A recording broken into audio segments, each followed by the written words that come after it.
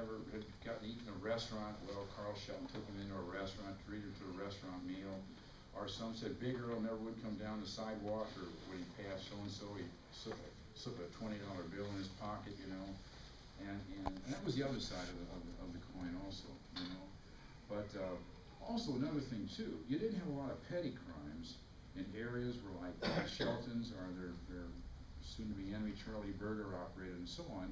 Because one thing about these big-time gangsters, in their home areas, they didn't tolerate little crimes, burglaries, muggings, things like that. That was part of the trade-off.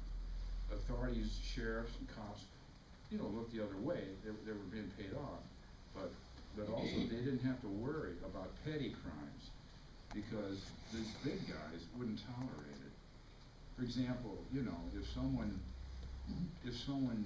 tried to burglarize the home of, say, a friend of the Shelton family, like in Fairfield or Albion or Mount Carmel, well, that person would disappear. There was no crime, there was no arrest. That person would just cease to exist.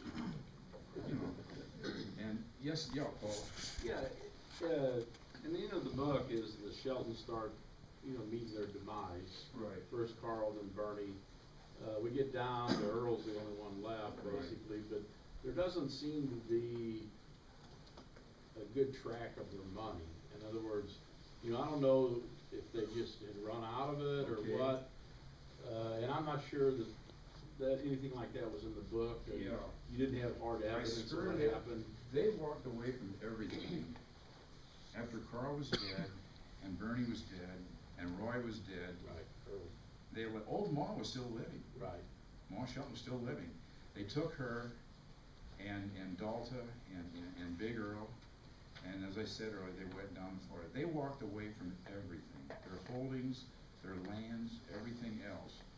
Now, and then after they were gone, enemies came out of the wood and dynamited and burned down everything. Right. Burned down all the houses. If there were cattle left in any of their acreage, they were slaughtered. Horses, barns were destroyed.